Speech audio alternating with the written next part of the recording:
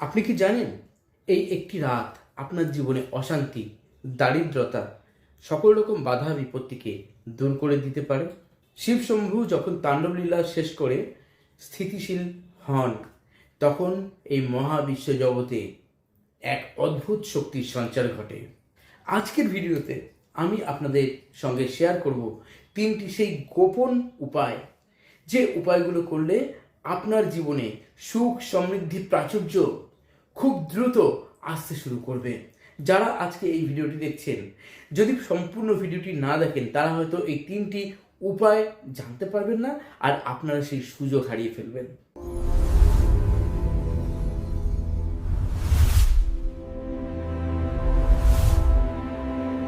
কেননা সারা বছরে এই মহাশিবরাত্রি একদিনই আসে।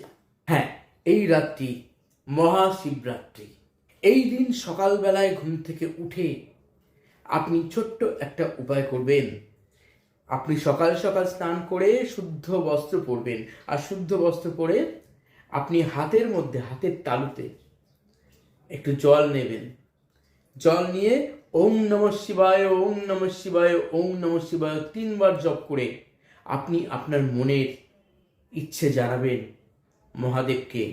জানিয়ে সেই জল পান করবেন, আর বাকিটা হাতে যতটুকু লেগে থাকবে জল, এরকম হাতটাকে ঈষৎ ঘষবেন আর তাকে ধন্যবাদ জানাবেন, জানিয়ে চোখে মুখে, শরীরে, মাথায় স্পর্শ করবেন।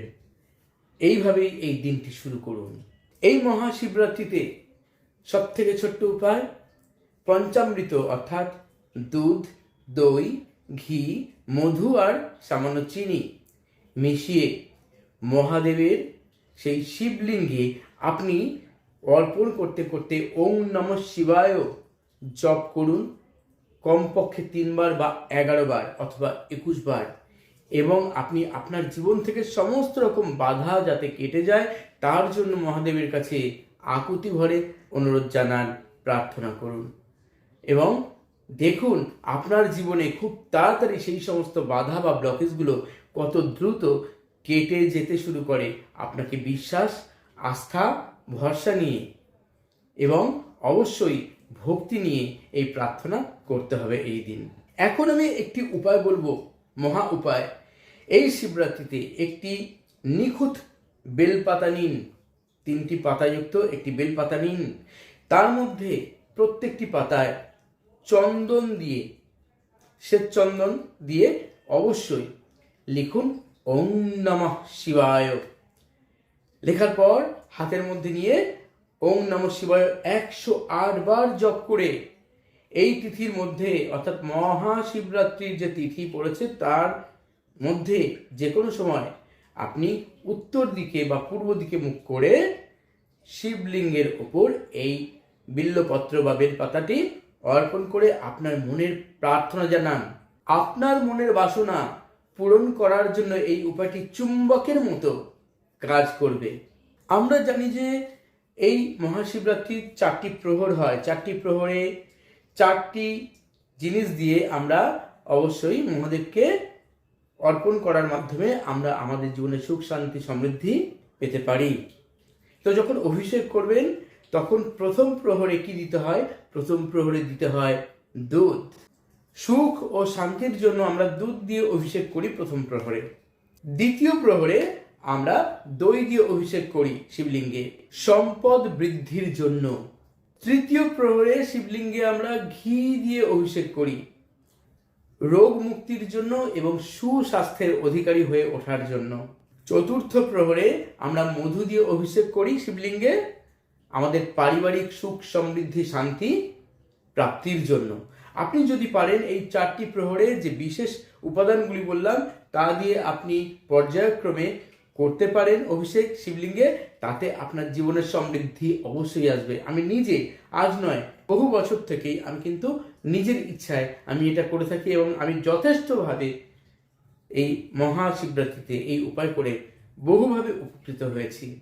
জীবনের প্রাচুর্য ও সমৃদ্ধি প্রাপ্তির জন্য বেশ কিছু উপায় আমি এখন বলবো।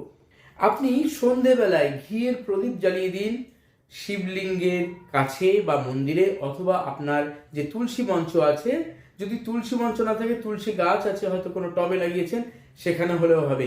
আপনি অবশ্যই ঘিয়ের প্রদীপ জ্বালিয়ে আপনি 11 বার শিব মন্ত্র জপ করে দেখুন, আপনার মনের প্রার্থনা জানান মহাদেবের কাছে, দেখবেন খুব দ্রুত আপনার জীবন থেকে অন্ধকার সময় দূর হয়ে যাবে, সমৃদ্ধি সচ্ছলতায় আপনি পরিপূর্ণ হয়ে উঠবেন।